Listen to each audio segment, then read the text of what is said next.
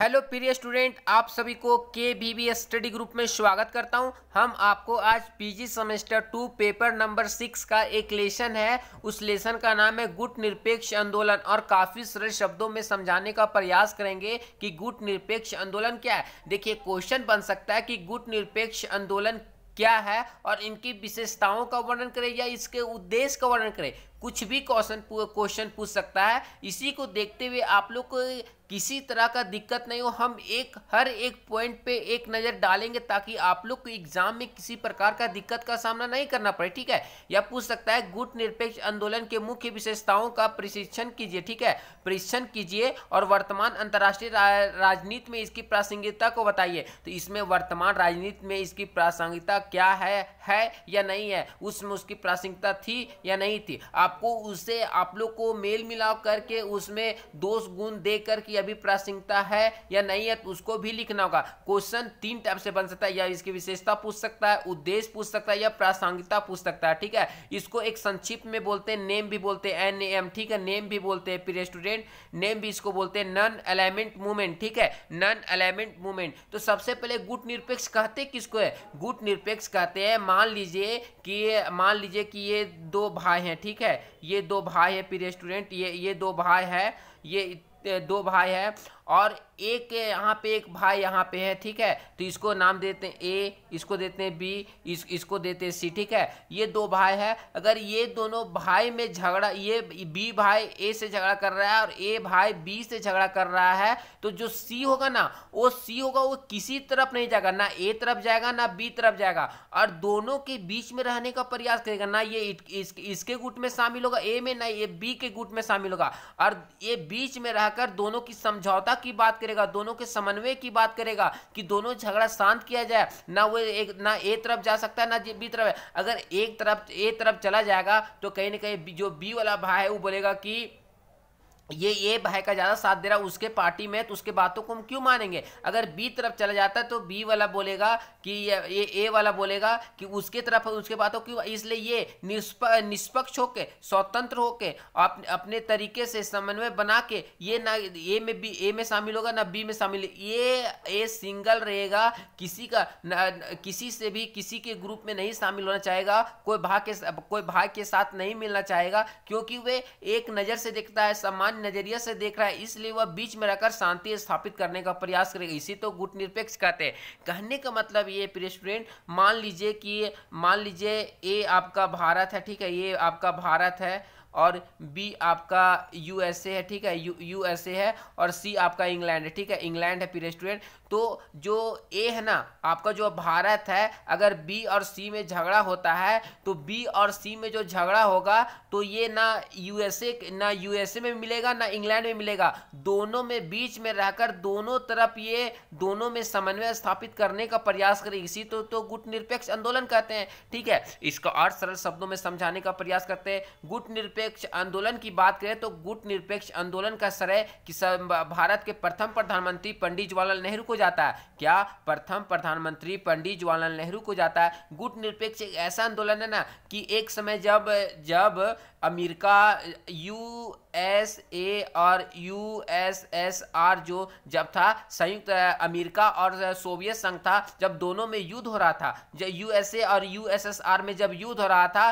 तो एक अफ्रीका से कई ऐसे राष्ट्र उभर कर सामने आए थे जो वे कई वर्षों से गुलाम थे और वे स्वतंत्र नीति को अपनाना चाह रहे थे। लेकिन USA और USSR ने उसको प्रलोभन देने का प्रयास किया कि आप मेरे तरफ आ जाए, आपको किसी प्रकार कोई हमला का डर नहीं रहेगा। USA बोल रहा था और USSR भी बोल रहा था आप मेरे तरफ आ जाए, आपको किसी प्रकार का हमला का डर नहीं रहेगा। ठीक है, ये दोनों अपने आप को प्रबल मानने की कोशिश कर रहे। उसी समय बात करें तो उसी समय 1955 में वांडुंग सम्मेलन में इसका औपचारिक रूप से घोषणा की गई थी। 1955 में वांडुंग सम्मेलन में इसका क्या 1955 में कब 1955 में प्रिय स्टूडेंट 1955 में वांडुंग सम्मेलन में इसकी औपचारिक रूप से घोषणा की गई थी। और 1961 में बात करें 1961 बेलग्रेड में बेलग्रेड में यहाँ पे इसकी प्रथम सम्मेलन हुआ, और बेलग्रेड में जब प्रथम सम्मेलन हुआ उसमें सदस्य संख्या कितना था, 20 सदस्य संख्या था, और अभी वर्तमान में 120 है। क्या वर्तमान 5 गुना सदस्यों की संख्या में बढ़ोतरी किया गया, और एक संयुक्त राष्ट्र संघ के बाद ये दूसरा ऐसा संस्था है जो आज यहाँ पे दुनिया में प्रभुत्व कायम कर पाया, और जितने देश इसमें शामिल है ना वो किसी पे डिपेंड नहीं है ना, वे किसी पे डिपेंड है। अगर वो डिपेंड किसी पे हो जाते हैं तो कहने का मतलब ये प्रिय स्टूडेंट, अगर आप गुट निरपेक्ष नहीं रहते हैं, मान लीजिए यूएसए है और यूएसएसआर है, तो अब मान लीजिए कि अगर जितने भी स्वतंत्र देश थे अगर इन दोनों गुट में नहीं शामिल रहते तो अपनी नीति का वो स्वतंत्र पालन कर सकते हैं, वो आराम से रह सकते हैं, किसी के बहकाव में नहीं रह सकते हैं, ये उनके फायदा होगा। और वे काफी वर्षों से गुलाम हुए, काफी वर्षों से जंजीरों में जकड़े हुए थे, इसी तो गुट निरपेक्ष। और गुट निरपेक्ष सबसे इनमें 3 नेताओं का प्रथम योगदान था, भारत के, मिस्र के और यूगोस्लाविया के, ठीक है। आपका जवाहरलाल नेहरू और नासिर और टीटो, इनका प्रमुख योगदान था। आप लोग को विस्तार से एक शॉर्ट शब्दों में बताने का प्रयास करें, और काफी अच्छे तरीके से बता रहे। अगर हमारा पढ़ाने का तरीका अच्छा लग रहा होगा तो KVB स्टडी ग्रुप को जरूर सब्सक्राइब, लाइक, शेयर करते प्रिय स्टूडेंट, ठीक है। चलिए आप लोग को बताते हैं, काफी सरल इसका परिचय देते हैं। तो आप लोग देखिए परिचय तो लिखना होगा, इसका क्या मतलब होता है। देखिए द्वितीय विश्व युद्ध के बाद, द्वितीय विश्व युद्ध के पश्चात अंतर्राष्ट्रीय राजनीति के स्वरूप में परिवर्तन लाने वाले तत्वों में गुट निरपेक्ष का विशेष महत्व है। द्वितीय विश्व युद्ध के बाद कब 1939 से लेकर 1945 जब द्वितीय विश्व युद्ध हुआ था, उसके बाद उसके पश्चात अंतर्राष्ट्रीय राजनीति के स्वरूप में परिवर्तन लाने वाले तत्वों में गुट निरपेक्ष का विशेष महत्व था। गुट निरपेक्ष काफी महत्वपूर्ण था। इस नीति को सर्वप्रथम व्यवहारिक रूप देने का श्रेय, और इस नीति को सर्वप्रथम व्यवहारिक रूप देने का श्रेय किसको जाता है, तो प्रथम प्रधानमंत्री पंडित जवाहरलाल नेहरू को जाता है। क्या भारत के प्रथम प्रधानमंत्री पंडित जवाहरलाल नेहरू को जाता है। आप लोग को पहले हमने एक शॉर्ट शब्दों में बताए थे कि पंडित जवाहरलाल नेहरू भारत के प्रथम प्रधानमंत्री, गुट निरपेक्ष आंदोलन में महत्वपूर्ण योगदान निभाए थे। और गुट निरपेक्ष की नीति अपनाते समय पंडित जवाहरलाल नेहरू ने कहा था, यदि हम अपने को किसी एक गुट के साथ जोड़ लेते हैं तो एक प्रकार से शायद यह अच्छा कदम सिद्ध नहीं होगा। और पंडित जवाहरलाल नेहरू ने कहा था, यदि अपने को किसी एक गुट में शामिल कर लेते हैं, जोड़ लेते हैं, तो शायद यह अच्छा कदम नहीं होगा।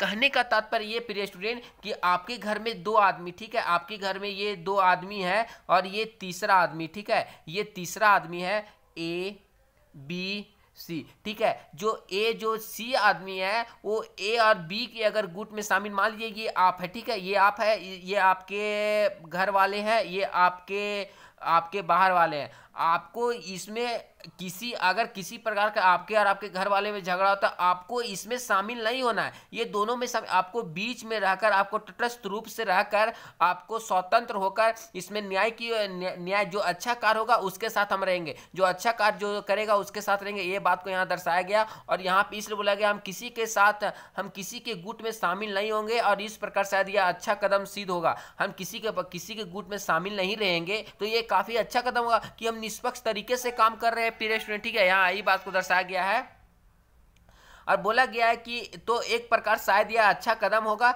लेकिन हमें ही नहीं बल्कि संपूर्ण दुनिया को इससे लाभ की अपेक्षा हानि होगी अगर हम शामिल हो जाते हैं। पंडित जवाहरलाल बोलते हैं, अगर हम शामिल हो जाते हैं, सिर्फ हमें क्या बोलते हैं, तो संपूर्ण दुनिया को इससे लाभ की अपेक्षा हानि होगी। अगर हम शामिल हो जाते हैं तो संपूर्ण दुनिया फिर आने की प्रयास करेगी, जिससे वह लाभ नहीं होगा और हानि के रास्ते पे चलेगा और काफी नुकसान होगा। इससे हम दुनिया को अपने प्रभाव का उपयोग नहीं कर सकेंगे, और इससे हम दुनिया में अपने प्रभाव का उपयोग नहीं कर सकते, क्योंकि हमारे पास कोई शक्ति ही नहीं रहेगा, तो हम कैसे प्रभाव हासिल कर पाएंगे। इसलिए बोला गया कि आप स्वतंत्र रहिए, आपको किसी में शामिल होने की आवश्यकता नहीं है प्रिय स्टूडेंट। ये बोला जाता है गुट निरपेक्ष का मतलब ये, एक सरल शब्दों में समझे ना, अगर हमारे घर में दो पार्ट में दो हिस्सा में बटा हुआ है, तो हम किसी हिस्सा में नहीं रहेंगे, जो सही है उसके साथ रहेंगे। हमको किसी भी वक्त किसी से भी आवश्यकता पड़ सकता है ना, हम अगर एक तरफ हम चल जाएंगे तो हमको कभी कभी भी नुकसान हो सकता है, इसलिए बोलता है आप दोनों पक्ष में नहीं जाकर आप एक स्वतंत्र निष्पक्ष बात पे अड़िग रहिए, ठीक है, ये बात को बोला गया। पंडित जवाहरलाल नेहरू ने यह भी कहा था कि मैं तटस्थ शब्द का प्रयोग नहीं करता, और पंडित जवाहरलाल नेहरू ने यह भी कहा था कि मैं तटस्थ शब्द का प्रयोग नहीं करता क्योंकि उसका प्रयोग सामान्य रूप से युद्ध काल में होता है। पंडित जवाहरलाल नेहरू ने क्या कहा था, मैं तटस्थ शब्द का प्रयोग नहीं करता क्योंकि उसका प्रयोग सामान्य रूप से युद्ध काल में होता है। द्वितीय विश्व युद्ध के पश्चात उत्पन्न शीत युद्ध में अमेरिका और सोवियत संघ दो गुट प्रबल रूप से उभरे थे। जब द्वितीय विश्व युद्ध के पश्चात उत्पन्न शीत युद्ध में अमेरिका और सोवियत संघ दो गुट प्रबल रूप से उभरे थे। कौन? जब द्वितीय विश्व युद्ध हो रहा था उसके पश्चात जब शीत युद्ध हो रहा था उसमें दो गुट उमड़े थे, यूएसए और यूएसएसआर, यानी अमेरिका और सोवियत संघ प्रबल रूप से उभरे थे, यानी प्रबल रूप से शक्तिशाली बनकर उभरे थे। और पूंजीवादी और इसी को बोलते हैं पूंजीवादी और साम्यवाद समर्थक देशों राष्ट्र अपने अपने समर्थक राष्ट्रों की संख्या बढ़ाने की तात्पर्य थे। और बोला गया जो अमेरिका थे और जो सोवियत संघ था वो अपने शक्ति बढ़ाने के लिए और अनेक राष्ट्रों को प्रलोभन दे रहे थे और उसे बोल रहे थे कि आप मेरे राष्ट्र में मिल जाइए, आपको किसी प्रकार कोई खतरा नहीं होगा। ऐसे में पंडित जवाहरलाल नेहरू ने यह सोचा कि एशिया और अफ्रीका के नवीन स्वतंत्र राष्ट्र विश्व राजनीति के सैनिक गुटों के चंगुल से अपने आप को अलग रखें। और पंडित जवाहरलाल नेहरू ने कहा था आप यह सोचें कि आप एशिया और अफ्रीका के नवीन स्वतंत्र राष्ट्र विश्व राजनीति के सैनिक गुटों के चंगुल से अपने आप को अलग रखें। उन्होंने बोला कि आप जिस चंगुल से निकले हैं, जिस कैद से आप निकले, जहां पे आप कैद थे, उससे आपको स्वतंत्र होना है और आपको स्वतंत्र नीतियों का पालन करना है। सैनिक गुटों में आपको शामिल नहीं होना है, उससे आपको स्वतंत्र रखना है और अपनी स्वयं की एक पहचान बनानी होगी। और स्वयं की एक पहचान बनानी होगी, जैसे उदाहरण के तौर पे बोल सकते हैं ना, अगर एक बच्चा मान लीजिए ये आदमी, ठीक है, ये आदमी और एक ये आदमी, ठीक है, चलिए आप लोग अच्छे से बताते हैं। अगर एक ये आदमी है, एक ये आदमी है प्रिय स्टूडेंट, ठीक है, ये आदमी है ए और बी, ठीक है, ए को हम है वो घर से इसको बाहर निकलने देते हैं और बी को इसको घर से बाहर नहीं निकलने देते। तो जो ए वाला रहेगा वो हर फील्ड में घुमा हुआ रहेगा, तो इसकी जान पहचान अच्छी बन जाएगी और वे स्वयं एक पहचान बना लेगा। और जो बी वाला वो घर के अंदर रहेगा, ना उसकी पहचान बन जाए, ना मार्केट में पहचान बनेगी, ना उसकी किसी प्रकार का किसी से मेल मिलाव रहेगा, तो उसकी एक पहचान नहीं बन पाएगी। यहाँ इसी बात को दर्शाया गया प्रिय स्टूडेंट, ठीक है। उसके बाद पंडित जवाहरलाल नेहरू के विचारकों से मिस्र के कर्नल जो थे गुलाम अबुल नासिर तथा यूगोस्लाविया के मार्शल टीटो आपको बताए थे 3 नाम प्रमुख था। तो आपको ये नेट के प्रिपरेशन जो करें उसमें भी ये क्वेश्चन बन सकता है, इसलिए आप ध्यान दीजिए। देखिए इस जो बहुत ऐसा स्टूडेंट है कि इससे भी प्रश्न निकाल लेते हैं और यही नेट जो एग्जाम लेता है, यूजीसी नेट की एग्जाम होती है, इसी से प्रश्न निकाला जाता है। आप लोग को ध्यान से पढ़ेगा तो आप लोग किसी प्रकार का नेट की एग्जाम में आपका 50% तैयारी इसी आप लोग को पीजी और यूजी से होगा प्रिय स्टूडेंट। से आप लोग को उसको और विस्तार से पढ़ना होता है, इसलिए आप लोग विस्तार से पढ़िए, ठीक है। टीटो सहमत हुए और धीरे धीरे विकसित हुए। यह विचारधारा अब एक प्रभावशाली आंदोलन बन गई और यह विचारधारा अब धीरे धीरे प्रभावशाली आंदोलन बन चुकी थी। इसकी अपेक्षा करना अमेरिका के लिए भी संभव नहीं था और इसकी अपेक्षा करना अमेरिका के लिए भी संभव नहीं था, क्योंकि हर एक स्वतंत्र नवीन एशिया के स्वतंत्र राष्ट्र अब सोच लिए थे कि हमको किसी के चंगुल में नहीं जाना है, हमें स्वतंत्र रहना है, चाहे जैसे भी रहे हम स्वतंत्र रूप से रहेंगे, ठीक है। अब परिभाषा इसका देखते हैं, ठीक है। गुट निरपेक्ष की परिभाषा निम्नलिखित है। हम गुट निरपेक्ष की बात करें तो इसकी परिभाषा निम्नलिखित है, ठीक है। तो भारत के प्रथम प्रकाशन के अनुसार गुट निरपेक्ष का अर्थ है अपनी स्वतंत्र रीति नीति। क्या अगर गुट निरपेक्ष की बात करें तो अपनी स्वतंत्र रीति और नीति गुटों से अलग रहने से हर प्रश्न के औचित्य को देखा जा सकता है, गलत और सही को देखा जा सकता है। एक गुट के साथ मिलकर उचित और अनुचित का विचार किए बिना आंख मूंदकर पीछे पीछे चलना गुट निरपेक्ष नहीं है। बोला गया है ना कि गुट निरपेक्ष उसे कहते हैं जो हम अपने स्वतंत्र रीति और नीति को गुट से अलग रखकर हर प्रश्न के गलत या सही को देख सकते हैं। हर प्रश्न जो होगा वो हम गलत और सही का अंदाजा लगा सकते हैं और गुट निरपेक्ष के साथ मिलकर उचित उचित और अनुचित का विचार किए बिना आंख मूंदकर हम पीछे पीछे नहीं चल सकते, क्योंकि हम स्वतंत्र हैं, अपनी नीतियों से स्वतंत्र है, अपने कामों से स्वतंत्र है, हम किसी के गुलाम नहीं है। तो हम अपने जो भी कार्य करेंगे अपने अपने पे करेंगे। अगर कोई गुट निरपेक्ष हो जाता है, अगर वह स्वतंत्र नहीं रहता है, तो वे आंख मूंदकर उस पिछलगू देश का काम करेगा, उस पिछलगू देश जो बोलेगा उसके काम करना पड़ेगा, तो उसको कभी भी नुकसान हो सकता है। इस बात को यहाँ दर्शाया गया परिभाषा में, ये काफी शॉर्ट शब्दों में बताया प्रिय स्टूडेंट, ठीक है। उसके बाद पंडित जवाहरलाल नेहरू का भी महत्वपूर्ण योगदान था, उसके बारे में थोड़ा सा आप लोग को बताते हैं। पंडित जवाहरलाल नेहरू के शब्दों में गुट निरपेक्ष का अर्थ है सैनिक गुटों से अपने आप को अलग रखने, सैनिक गुट से अपने आप को अलग रखने का और किसी देश द्वारा प्रयत्न करना। ये किसी देश द्वारा प्रयत्न करना कि आपको सैनिक गुट में शामिल नहीं होना। इसका अर्थ है जहां तक हो सके तथ्यों को सैनिक दृष्टि से ना देखना, तो चाहे वे कभी कभी ऐसा भी करना पड़ता है, परंतु हमारा स्वतंत्र दृष्टिकोण होना चाहिए। और हमारा जो है वो स्वतंत्र दृष्टिकोण होना चाहिए, स्वतंत्र विचार होना चाहिए, ठीक है। और सारे देशों के साथ मैत्रीपूर्ण संबंध स्थापित होना चाहिए। और पंडित जवाहरलाल नेहरू बोलते हैं कि प्रत्येक देश के साथ हमें मैत्रीपूर्ण संबंध स्थापित करना चाहिए। हमें किसी भी देश से ना हमें दुश्मनी करना है, ना कुछ करना है। हमें हर एक देश से दोस्ती बना के, समन्वय बना के चलना है, ताकि हमारा आने वाले टाइम में किसी प्रकार का दिक्कत का सामना नहीं करना पड़े, ठीक है। एम.एस. राजन के शब्दों में बोलते हैं कि विशेषता या नकारात्मक रूप में गुट निरपेक्ष का अर्थ है कि सैनिक और राजनीतिक गठबंधनों की अस्वीकृति। सकारात्मक रूप से इसका अर्थ है अंतर्राष्ट्रीय समस्याओं पर जैसे भी जब भी यह सामने आए प्रत्येक मामले के लाभों के अनुरूप फिर तटस्थ निर्णय लेना। बोला गया है कि राजनीतिक गठबंधनों की अस्वीकृति, और सकारात्मक रूप से इसका अर्थ है अंतर्राष्ट्रीय समस्या जैसे भी हो तथा जब भी हो यह सामने आते हैं और प्रत्येक मामले के लाभों के अनुरूप ही तटस्थ निर्णय लिया जाता है। इस परिभाषाओं के आधार पर यह कहा जा सकता है कि गुट निरपेक्ष का अर्थ है किसी भी देश के साथ सैनिक गुटबंदी में सम्मिलित ना होना, किसी भी देश के साथ उनके सैनिक गुटबंदी में सम्मिलित ना होना, हर प्रकार के आक्रमण संधि से बचना, हर प्रकार के आक्रमण संधि से दूर रहना, शीत युद्ध से अपने को पृथक रखना और राष्ट्र हित का ध्यान रखते हुए न्यायोचित पक्ष में अपने विदेश नीति का संचालन करना। क्या आपको शीत युद्ध से दूर रहना, उसको पृथक रखना,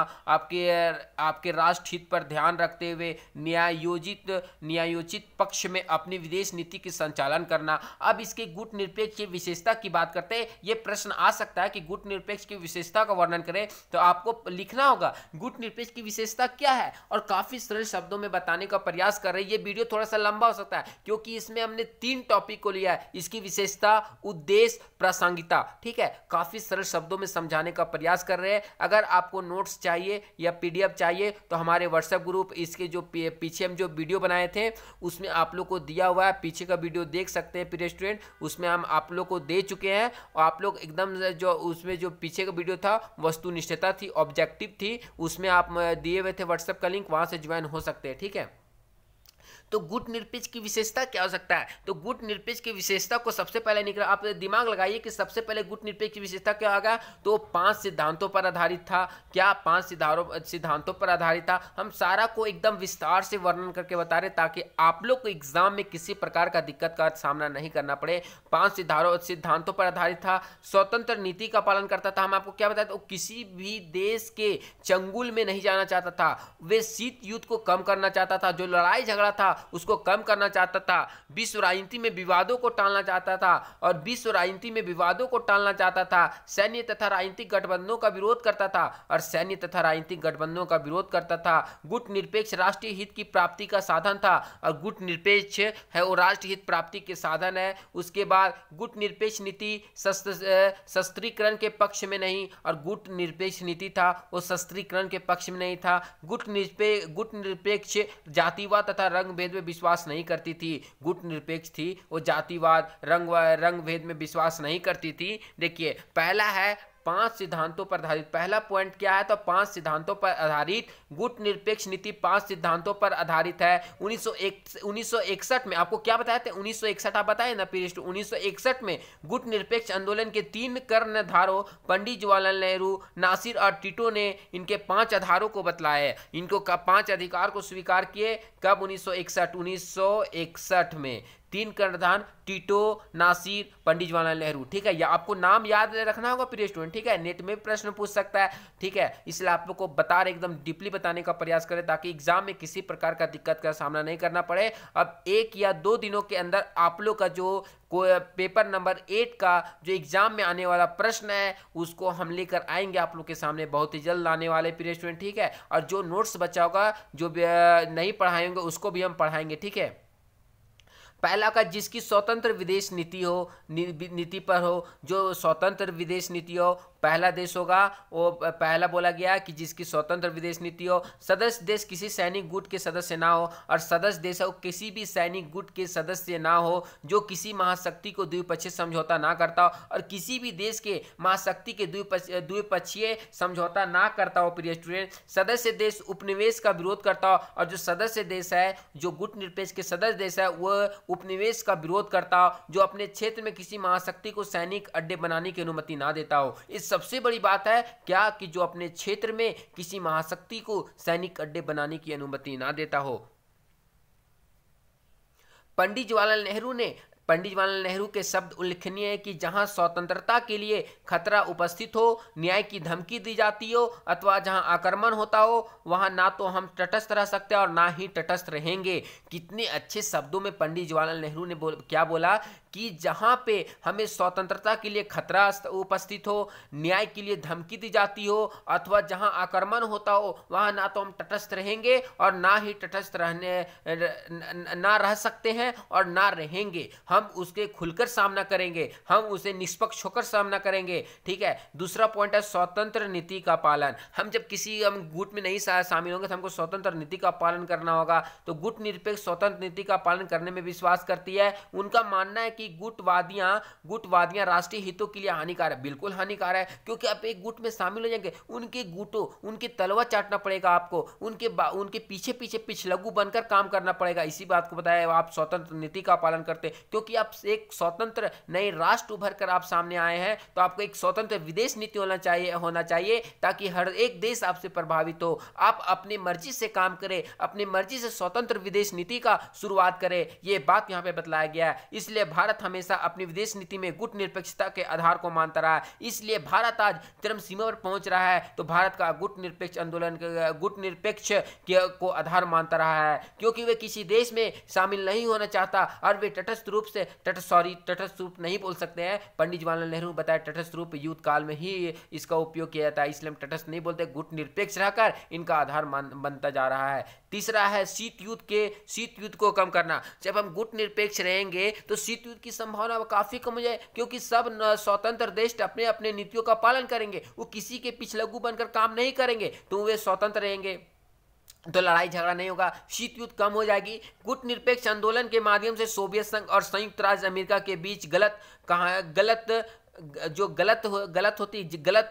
खामियों को दूर करने के लिए दोनों को एक दूसरे के समीप लाने का प्रयास किया गया। जो गुट निरपेक्ष के माध्यम से सोवियत संघ और संयुक्त राज्य अमेरिका के बीच जो गलत फहमियां हो गई थी, उसे दूर करने के लिए इसे एक प्रयास किया गया, और जिसके परिणाम स्वरूप महाशक्तियों के पारस्परिक मन मुटाव शीत युद्ध तक ही सीमित रहा, और जिसके कारण महाशक्तियां थी उनकी मन मुटाव थी, दोष था, उसमें शीत युद्ध तक ही सीमित रहा और एक शस्त्र युद्ध अर्थात तीसरी युद्ध में नहीं बदला, और यह एक शस्त्र युद्ध अर्थात तीसरी विश्व युद्ध में ना बदला तो काफी भयानक हो सकता था। और ये स्वतंत्र देश का ही परिणाम है जिन्होंने ना सोवियत संघ में शामिल हुआ, ना यह आपका अमेरिका में शामिल हुआ, और स्वतंत्र नीतियों का पालन करके शीत युद्ध को कम करने का प्रयास किया। नेक्स्ट पॉइंट है विश्व राजनीति में विवादों को टालना, और विश्व राजनीति में विवादों को टालना ये गुट निरपेक्ष की भी महत्वपूर्ण भूमिका है।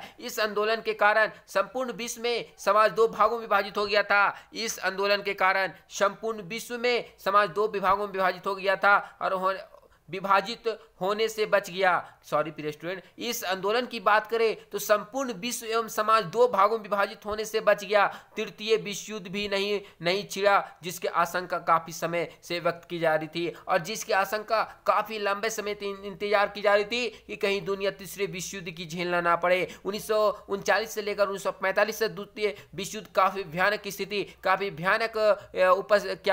भयानक स्थिति उत्पन्न हुई थी और उसमें काफी नुकसान हुआ था। उसमें ये तृतीय विश्व युद्ध की संभावना जताई जा रही थी और वे नहीं हुआ और ये से राहत मिल गया।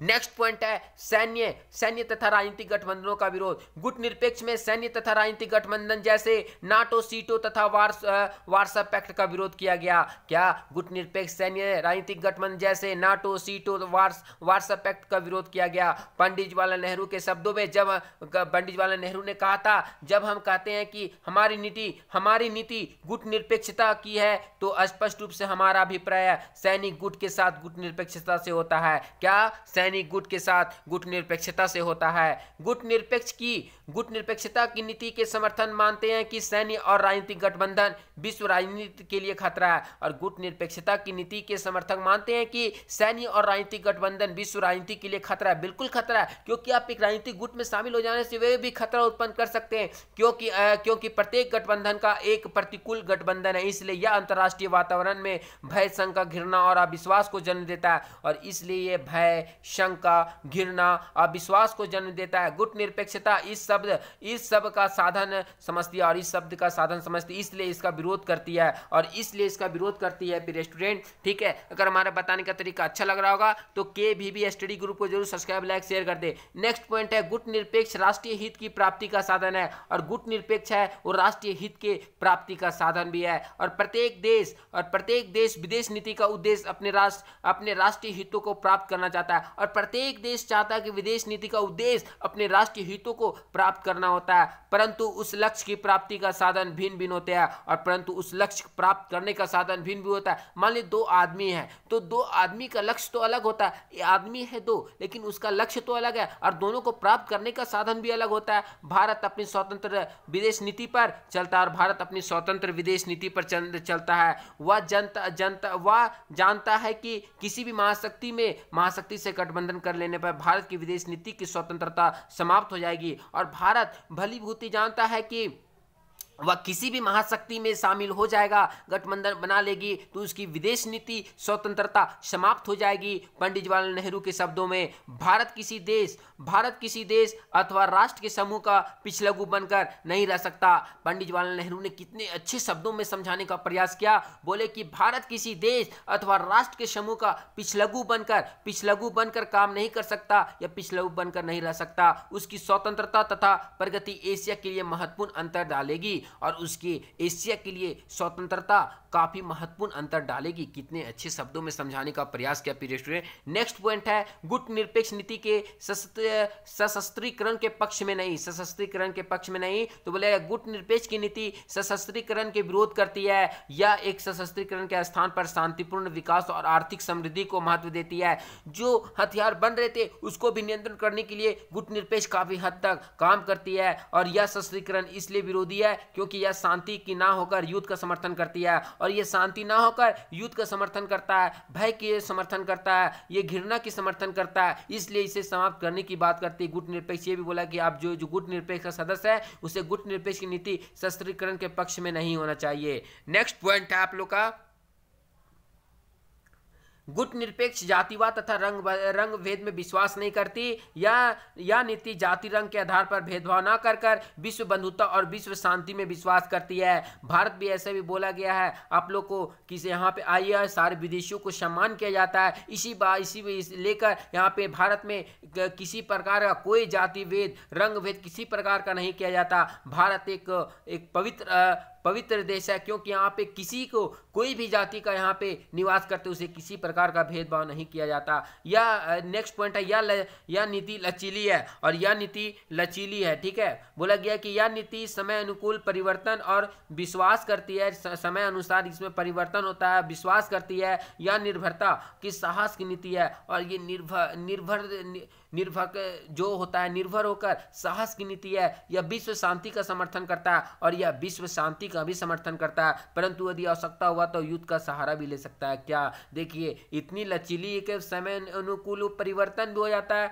निर्भरता से वे साहस की नीति अपनाता है, और विश्व शांति का भी समर्थन करता है, परंतु आवश्यकता हुआ तो युद्ध का सहारा भी ले सकती है। जैसे ही बोला जाता है ना, अगर एक व्यक्ति शांत है, अगर उसे कमजोरी ना समझे, अगर वो शांत है तो उसका पीछे मकसद है। अगर उसे वो कुछ समय के लिए अगर उसे लड़ाई करना पड़े तो लड़ाई भी कर सकता है, कुछ समय के लिए कुछ भी करना पड़े तो कुछ भी कर सकता है। इसका मतलब ये नहीं कि वो युद्ध का सहारा ले सकती है, वो कभी भी युद्ध का सहारा भी ले सकता है, वो लड़ाई भी कर सकता है। ये बात कौन समझाता है। गुट निरपेक्ष का आरंभ, देखिए गुट निरपेक्ष का आरंभ सबसे पहले आप लोग को 2 सम्मेलन तो लिखना ही पड़ेगा, इसलिए आप लोग को 2 सम्मेलन, ज्यादा नहीं 2 सम्मेलन बताए। गुट निरपेक्ष आंदोलन का अब तक हुए शिखर सम्मेलन निम्न प्रकार से है। तो पहला सम्मेलन तो आप लोग को याद रखना है कि पहला सम्मेलन जो हुआ था 1961 में हुआ था, बेलग्रेड में हुआ था, ठीक है।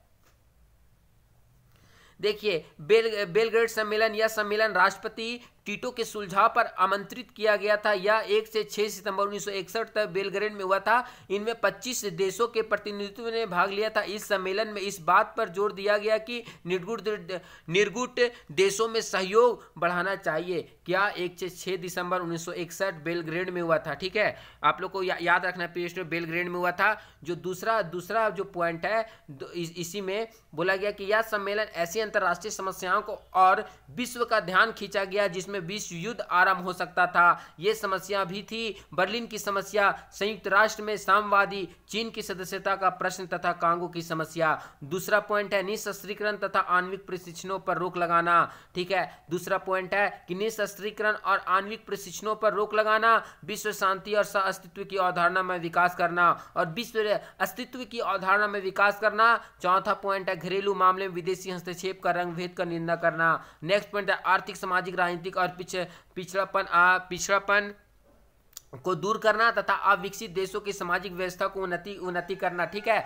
और इस प्रकार सम्मेलन का अंतर्राष्ट्रीय राजनीति में सकारात्मक प्रभाव पड़ा, जिसके परिणाम स्वरूप 1963 में अणु प्रशिक्षण निषेध संधि हुई और 1963 में अणु प्रशिक्षण निषेध संधि हुई। दूसरा पॉइंट में बहुत शिखर सम्मेलन हुआ, लेकिन हम 7वां फिर बता रहे जो इंपॉर्टेंट है। नई दिल्ली सम्मेलन कार 1983 7वें गुट निरपेक्ष सम्मेलन की अध्यक्षता श्रीमती इंदिरा गांधी ने की थी। स्वर्गीय श्रीमती इंदिरा गांधी ने की थी। यह सम्मेलन 7 मार्च 1983 को नई दिल्ली में आरंभ हुआ था। यह सम्मेलन में निशस्त्रीकरण नवीन विश्व अर्थव्यवस्था पर प्रभावित किया प्रस्ताव पारित किया गया था। इराक के मध्यस्थता कराने के लिए एक 8 सदस्यीय नीति का नियुक्त किए गए थे। गुट निरपेक्ष आंदोलन की उपलब्धियां, तो गुट निरपेक्ष आंदोलन उनकी उपलब्धियां क्या क्या रही है तो वो भी आप लोग को लिखना होगा। तो गुट निरपेक्ष आंदोलन विश्वव्यापी आकार ले चुका है। इसका प्रथम सम्मेलन सदस्यों की संख्या केवल 25 थे, जो 1961 में बेलग्रेड में हुआ था, और 15वें सम्मेलन 1998 में देश में भाग लिया था, और 15वें सम्मेलन में 198 देशों ने भाग लिया था। और 2018 के अनुसार अभी इसकी सदस्य संख्या 120 हो गया। और वर्तमान में भी बात करें 2024 में भी, तो इसकी सदस्य संख्या एक बार देख लीजिए, चेक कर, लेकिन हमें लग रहा है कि 120 ही होगा प्रिय स्टूडेंट, ठीक है। डरबन में 1998 में हुए इसकी उपलब्धियां निम्न प्रकार थी, और डरबन में हुए 1998 में यह इनकी उपलब्धियां निम्न प्रकार थी। पहला, अंतर्राष्ट्रीय शांति और सुरक्षा को बढ़ावा देना। गुट निरपेक्ष आंदोलन को दोनों गुटों की मान्यता और गुट निरपेक्ष आंदोलन के दोनों गुटों की मान्यता। शीत युद्ध को समाप्त करने में सहायक और शीत युद्ध को समाप्त करने, इसकी उपलब्धियां कहते हैं, शीत युद्ध को समाप्त करने में सहायक था। निशस्त्रीकरण की दिशा में प्रगति, संयुक्त राष्ट्र संघ के छोटे राष्ट्र का महत्व और गुट निरपेक्ष राष्ट्रों के मध्य आर्थिक सहयोग को बढ़ावा देना, और गुट निरपेक्ष उसे आर्थिक सहयोग को बढ़ावा देना। उसके बाद विश्व लोकमत के निर्माण में सहायक, विश्व शांति स्थापना में सकारात्मक भूमिका, गुट निरपेक्ष राज्य द्वारा स्वतंत्र नीति को अपनाना, नई अंतर्राष्ट्रीय अर्थव्यवस्था के 5 सिद्धांत। ठीक है, ये काफी सरल शब्दों में समझाने का प्रयास किए। वीडियो काफी लंबा हो रहा है, आप लोग टेंशन नहीं, काफी सरल शब्दों में समझाने का प्रयास किए। आप लोग को एकदम एग्जाम में किसी प्रकार का दिक्कत का सामना नहीं करना पड़ेगा प्रिय स्टूडेंट। ठीक है, तो पहला अंतर्राष्ट्रीय शांति सुरक्षा का बढ़ावा। तो बोला यह गुट निरपेक्ष आंदोलन की महत्वपूर्ण उपलब्धियां यह रही कि इनके प्रभाव के कारण विश्व में अनेक तनाव और संघर्षों को रोकने में सफलता मिली। इससे अंतर्राष्ट्रीय शांति और सुरक्षा को बल मिला। शीत युद्ध के काल में बात करें तो अनेक अवसर ऐसे आए जब समाजवादी और पूंजीवादी दोनों गुटों में संघर्ष की स्थिति उत्पन्न हो गई थी। अमेरिका और सोवियत संघ में ऐसी हुई जब आप लोग को लड़ाई की स्थिति उत्पन्न हो गई थी। गुट निरपेक्ष देशों के हस्तक्षेप से वह संघर्ष टल गया और गुट निरपेक्ष देश से उनके संघर्ष से यह स्थिति टल गई, यह संघर्ष की स्थिति टल गई। उदाहरण के लिए कोरिया युद्ध, इंडोनेशिया संघर्ष, स्वेज युद्ध, क्यूबा संकट आदि अवसरों पर गुट निरपेक्ष देशों ने संघर्ष को समाप्त कराने तथा समझौते कराने में महत्वपूर्ण भूमिका निभाई। ठीक है, उसके बाद दूसरा है गुट निरपेक्ष आंदोलन में दोनों गुटों की मान्यता। द्वितीय विश्व युद्ध के पश्चात सोवियत संघ और साम्यवादी अमेरिका पूंजीवादी दो गुट बन गए थे। इन गुटों के अनेक देश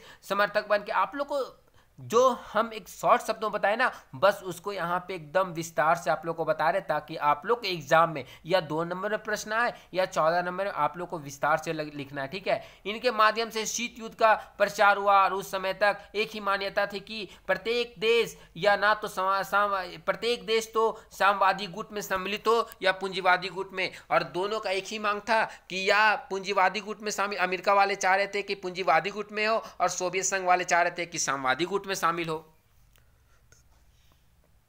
नेक्स्ट पॉइंट है शीत युद्ध को समाप्त करने में सहायक। शीत युद्ध में साम्यवादी और पूंजीवादी दोनों ही गुटों में तनाव बढ़ने से सशस्त्रीकरण की होड़ लग गई। जब दोनों देश में लड़ाई झगड़े की उत्पन्न स्थिति अधिक हो गई तो दोनों देश अनेक परमाणु अस्त्र शस्त्र बनाने के लिए होड़ लग गए। अनेक देश एक दूसरे के प्रति घृणा व्यवहार करने लगे और अनेक प्रकार की परमाणु बमों का आविष्कार होने लगा। इसलिए अघोषित की स्थिति पैदा हो गई। गुट निरपेक्ष आंदोलन ने इस तनाव को कम करने का बहुत सफलता मिली और गुट निरपेक्ष आंदोलन ने इस शीत युद्ध को समाप्त करने में उनकी काफी महत्वपूर्ण भूमिका थी, क्योंकि वे किसी देश ना अमेरिका ना सोवियत संघ में शामिल थे। वो स्वतंत्र नीतियों का पालन करके वे एक शीत युद्ध को समाप्त करने का प्रयास किए। निशस्त्रीकरण के दिशा में प्रगति, और निशस्त्रीकरण के दिशा में भी प्रगति हुई। शीत युद्ध के काल में आणविक शस्त्रों का निर्माण बहुत तीव्र गति से हुआ था और शीत युद्ध काल में आणविक शस्त्रों का निर्माण बहुत तीव्र गति से हुआ था, जिससे अंतरराष्ट्रीय वातावरण दूषित हो गए थे। हम ऐसे परमाणु बमों का आविष्कार कर रहे थे, हर एक देश ऐसे परमाणु बमों का आविष्कार कर रहे थे। ये प्रशिक्षण के समय काफी घातक वायु प्रदूषण वहां फैल रहा था, इससे लोगों को काफी नुकसान हो रहा था। भारत ने अप्रैल 1954 में आणविक शस्त्रों के प्रशिक्षण पर जो प्रतिबंध के प्रस्ताव रखे थे, 1963 में आंशिक रूप से प्रशिक्षण संधि पर फलीभूत हुआ और 1963 में बात करें तो प्रशिक्षण संधि के रूप में फलीभूत हुआ और वे निरस्त किया गया। संयुक्त राष्ट्र संघ के छोटे राष्ट्र का महत्व, संयुक्त राष्ट्र संघ में छोटे राष्ट्र का महत्व है। बोला गया कि प्रारंभ में संयुक्त राष्ट्र संघ बड़े राष्ट्रों के हाथ कठपुतली मात्र था। क्या प्रारंभ में बात करें संयुक्त राष्ट्र संघ बड़े राष्ट्रों के हाथ कठपुतली के मात्र था, परंतु धीरे धीरे 9 स्वतंत्र गुट निरपेक्ष आंदोलन में सम्मिलित होते गए और यूएनओ के सदस्य बनते गए। गुट निरपेक्ष देशों ने एकजुट होकर एकजुट होकर समन्वय बनाकर एक समझौता करके यूएनओ के उद्देश्यों को पूरा करने में मदद दी। अब यूएनओ के छोटे राज्यों का महत्व बढ़ता गया और इस प्रकार यूएनओ में छोटे राष्ट्रों का महत्व बढ़ता गया। बड़े राष्ट्रों का महत्व कम होने लगा पहले के अपेक्षा, और बड़े राष्ट्रों का महत्व कम होने लगा पहले के अपेक्षा। किसे? गुट निरपेक्ष की वजह से। नेक्स्ट पॉइंट है प्रिय स्टूडेंट कि गुट निरपेक्ष राष्ट्रों के मध्य आर्थिक सहयोग को बढ़ावा देना और अविकसित राष्ट्रों के मध्य आर्थिक सहयोग की नींव रखने के गुट निरपेक्ष राष्ट्रों की सफलता मिली। कोलंबो शिखर सम्मेलन में एक आर्थिक घोषणा पत्र स्वीकार किया गया जिसका मुख्य आधार था गुट निरपेक्ष राष्ट्रों के मध्य अत्यधिक सहयोग। आजकल गुट निरपेक्ष राष्ट्र नई अंतर्राष्ट्रीय आर्थिक व्यवस्था की मांग कर रहे हैं, इस प्रकार ये सहयोग किया गया। नेक्स्ट पॉइंट है विश्व लोकमत के निर्माण में सहायक गुट निरपेक्ष देश गंभीर और तनावपूर्ण अंतर्राष्ट्रीय समस्याओं पर विश्व लोकमत पर निर्णय करने में सहायक हो रहे थे। उन्होंने महाशक्तियों के शस्त्रीकरण के विरोध में निशस्त्रीकरण पर बल दिया और महाशक्तियों पर इसका प्रभाव भी पड़ा, इस प्रकार उसका प्रभाव पड़ा। नेक्स्ट पॉइंट है विश्व शांति की स्थापना में सकारात्मक भूमिका। गुट निरपेक्ष आंदोलन एक सकारात्मक आंदोलन है। इसके सदस्यों की संख्या जितनी वृद्धि होती जा रही है उतनी ही मात्रा में शांति क्षेत्रों में विस्तार होता जा रहा है। जितनी संख्या बढ़ रही है शांति स्थापना उतनी अधिक मात्रा में हो रही है। गुट निरपेक्ष आंदोलन का उद्देश्य देखिए, गुट निरपेक्ष आंदोलन का उद्देश्य बता रहे हैं। निर्गुट आंदोलन के सिद्धांत और उद्देश्य इसकी समकालीन प्रासंगिकता को दर्शाते हुए इनके प्रमुख सिद्धांत और उद्देश्य निम्नलिखित है। तो बोला गया है कि इस संगठन का उद्देश्य गुट निरपेक्ष राष्ट्रों के राष्ट्रीय स्वतंत्रता, सार्वभौमिकता, क्षेत्रीय एकता, अखंडता, सुरक्षा, अनेक साम्राज्यवाद, उपनिवेशवाद, जातिवाद, रंगभेद, विदेशी आक्रमण और सैन्य अधिकार हस्तक्षेप आदि मामले के विरुद्ध उनके युद्ध के दौरान सुनिश्चित करना कि इसके साथ किसी पावर ब्लॉक के पक्ष में या विरोध में ना होकर निष्पक्ष रहना। इस प्रकार बोला गया कि ना आप सार्वभौमिकता, क्षेत्रीय एकता, सुरक्षा, राष्ट्रीय स्वतंत्रता, उपनिवेशवाद, जातिवाद, रंगभेद, विदेशी आक्रमण, सैन्य अधिकार हस्तक्षेप आदि मामले के विरुद्ध युद्ध के दौरान सुनिश्चित करना कि उसके साथ ही किसी प्रकार का पावर ब्लॉक के पक्ष में विरोध ना होगा, निष्पक्ष रहना, आपको किसी का सहायता नहीं करना। इसका पहला उद्देश्य था कि आपका सबसे पहला उद्देश्य था कि अपनी संप्रभुता तथा अखंडता की रक्षा करना। सभी देश का प्रथम कर्तव्य होता है कि अपनी संप्रभुता और अखंडता की रक्षा करना। दूसरा, उसके बाद विश्व शांति को बनाए रखना। तीसरा, दोनों पक्षों में तनाव की समाप्ति को प्रयास करना। और उसका तीसरा पॉइंट है दोनों पक्षों में तनाव की समाप्ति का प्रयास करना। चौथा, 9 स्वतंत्र देशों की महाशक्तियों के दबाव से संरक्षण देना, और 9 स्वतंत्र देश है वो महाशक्तियों के दबाव से उसे संरक्षण देना, शरण देना, सहयोग करना बोल सकते हैं। अंतर्राष्ट्रीय संघर्ष को रोकना, विदेशी मामले में निर्णय लेने की स्वतंत्रता, महाशक्तियों की श्रेष्ठता को अस्वीकार करना, और महाशक्तियों जो बड़े बड़े महाशक्ति देश थे अमेरिका, सोवियत संघ, इनके श्रेष्ठता को अस्वीकार करना। परमाणु हथियारों का विनाश पर व्यापक नियंत्रण और व्यापक निशस्त्रीकरण या नियंत्रण बोला जा सकता है। अब देखिए उसकी गुट निरपेक्ष आंदोलन की प्रासंगिकता, क्या उस समय के अनुसार अभी इसकी प्रासंगिकता है? तो देखा जाए तो अब इसकी प्रासंगिकता अभी भी है, और अभी भी कई ऐसे देश है जो उसके चंगुलों में फंसे हुए हैं। ठीक है, गुट निरपेक्ष आंदोलन की स्थापना उस समय भी जब दुनिया 2 गुटों में बटी हुई थी, परंतु दिसंबर 1991 में सोवियत संघ का विघटन हो गया और वह एक शक्ति नहीं रहा, और दुनिया में एकमात्र शक्ति सुपर पावर अमेरिका ही रह गया। जब 1991 में सोवियत संघ का विघटन हुआ तो वह विश्व शक्ति नहीं रहा, और दुनिया में एकमात्र शक्ति उभर कर आया, वह था अमेरिका। अर्थात द्वितीय विश्व युद्ध की स्थिति समाप्त हो गई। तब कुछ विशेषज्ञों का मानना है कि जब गुट ही नहीं रहती तो गुट निरपेक्ष किस काम का, और फिर कई विचारकों ने आलोचना करना प्रारंभ कर दिया कि जब 2 गुट ही नहीं रहेगा तो गुट निरपेक्ष रहने की क्या आवश्यकता, किस काम की। परंतु व्यापक विश्लेषण के दौरान एक निश्चित निष्कर्ष पर पहुंचा जा सकता है। यह सत्य है कि दिसंबर 1991 के बाद सोवियत संघ के विघटन से दुनिया में द्विध्रुवीय व्यवस्था समाप्त हो गई। ये बिल्कुल सत्य है कि 1991 में सोवियत संघ का विघटन हो गया, उसके बाद सिर्फ हमारा एक पावरफुल देश बना, वो अमेरिका ही बचा।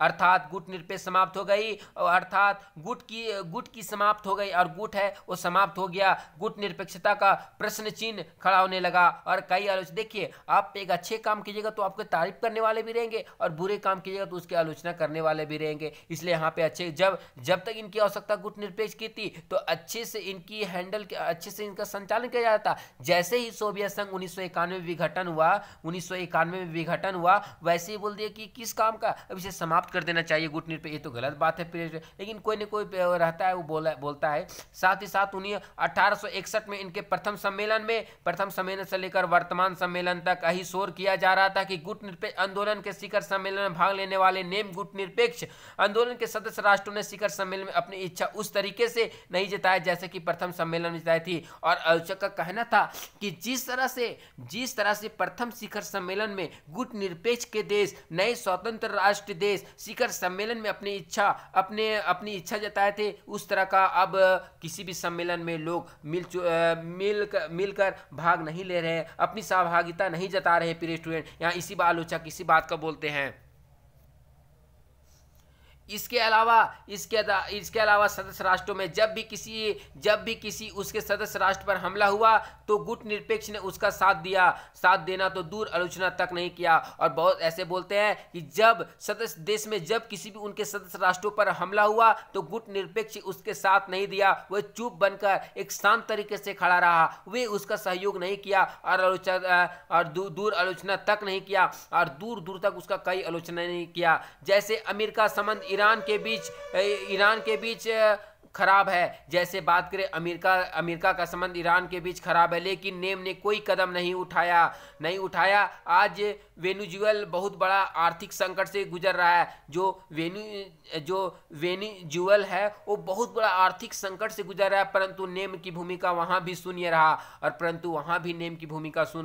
साथ ही साथ नेम की संस्थापकों में से एक देश भारत भी है, परंतु भारतीय प्रधानमंत्री के साथ साथ कई राष्ट्रों के शासन अध्यक्ष का नाम शिखर सम्मेलन में भाग लेना इसकी प्रासंगिकता पर प्रश्न चिन्ह लगाता है। और इसका भाग लेना, नेम के शिखर सम्मेलन में भाग ना लेना इसकी प्रासंगिकता पर प्रश्न चिन्ह उठाता है। कई ऐसे बार हुआ जो भारत ने शिखर सम्मेलन में गुटनिरपेक्ष के शिखर सम्मेलन में भाग नहीं लिया, ये कहीं ना कहीं इसकी प्रश्न चिन्ह उठाता है। बात करें प्रासंगिकता की, तो प्रासंगिकता की बात करें प्रिय स्टूडेंट, परंतु सूक्ष्म विश्लेषण किया जाए तो गुटनिरपेक्ष एक संगठन ना होकर एक आंदोलन है। बिल्कुल सही है, एक संगठन ना होकर एक आंदोलन है और यह आंदोलन एक रूप में उनकी महत्व आज भी है। और इस आंदोलन की महत्व एक रूप में बात करें उसकी तो महत्व आज भी है। गुटनिरपेक्ष आंदोलन के अंदर अधिकांश वे देश हैं जो अफ्रीका और एशिया महाद्वीप के साम्राज्यवाद और उपनिवेशवाद की लंबी लड़ाई करने के बाद आजाद हुए थे। इन देशों की समस्या और चुनौतियों का सामना करना पड़ा था और इन नए स्वतंत्र देशों को समस्या और चुनौतियों का सामना करना पड़ा था। अतः इस प्रकार से सभी देश मिलकर नेम के मंच के माध्यम से अपनी साझी समस्याओं का समाधान करने में यहाँ की भूमिका अदा कर सकते हैं। और उन्होंने बताया कि नेम के मंच के माध्यम से अपनी साझी समस्याओं का समाधान करने में यहाँ भूमिका अदा कर सकते हैं, जैसे वैश्विक आतंकवाद के खिलाफ संयुक्त अभियान चलाना। नेम के अधिकांश देश ऐसे भी हैं जो प्रशांत महासागर या हिंद महासागर के द्विध्रुवीय देश हैं और ये व्यावहारिक ग्लोबल वार्मिंग की बात करें, इसका कारण समुद्र जल स्तर के कारण नेम के देशों में डूबने की पूरी तरह से संभावना। इसी तरह नेम के एक ऐसा भी अभियान चलाया जाना चाहिए ताकि वह छोटे छोटे राष्ट्रों को बचा सके। और बोला जा रहा है कि ऐसे भी अभियान चलाना चाहिए छोटे छोटे राष्ट्रों को बचाया जा सके। ठीक है, साथ ही साथ नेम वह मंच है जिसके माध्यम से विकसित देश के सामने विश्व की समस्या का सामना करने और अपना प्रस्ताव बेहतर ढंग से रख सकता है। एक विकासशील देश विकसित देश के सामने अपनी समस्या को काफी अच्छे से रख सकता है। नेम वह मंच है जिसके माध्यम से यूएनओ और संयुक्त राष्ट्र संघ की शुरुआत की जा सकती है, क्योंकि नेम में 120 देश हैं और संयुक्त राष्ट्र संघ के सबसे अधिक देश अगर किसी और संगठन में है तो वह नेम ही है। संयुक्त राष्ट्र संघ के बाद इसके बाद अगर कोई सबसे बड़ा संगठन वाला है तो नेम ही है प्रिय स्टूडेंट, ये बात यहाँ दर्शाया गया है। और साथ ही साथ नेम के अंदर अधिकांश राष्ट्र विकासशील है और ये विकासशील देश अपनी उभरती हुई अर्थव्यवस्था को नई दिशा देने के लिए भी नेम का मंच का प्रयोग करते हैं और नई दिशा देने के लिए भी नेम का सहयोग लेते हैं। सबसे बड़ा वर्तमान में दुनिया के सामने बहुत बड़ा खतरा जैविक हथियार का है। ऐसा कहा गया कि कोविड के दौरान चीन ने जैविक हथियार का प्रयोग किया होगा। कोरोना जैसे जैविक हथियार दुनिया में और भी कई ऐसे जैविक हथियार है जो और भी कई इसलिए चाहे जैविक हथियार की बात हो या परमाणु हथियारों की बात हो, इस संबंध में हथियारों पर रोक लगाते हुए नेम की भूमिका निश्चित रूप से हो सकती है। अतः स्पष्ट है कि 21वीं सदी में इस बदलते परिवेश में अर्थात भूमंडलीकरण, उदारीकरण और के गुटनिरपेक्ष आंदोलन की प्रासंगिकता बढ़ी। इस प्रकार गुटनिरपेक्ष आंदोलन की प्रासंगिकता काफी बढ़ गई है प्रिय स्टूडेंट।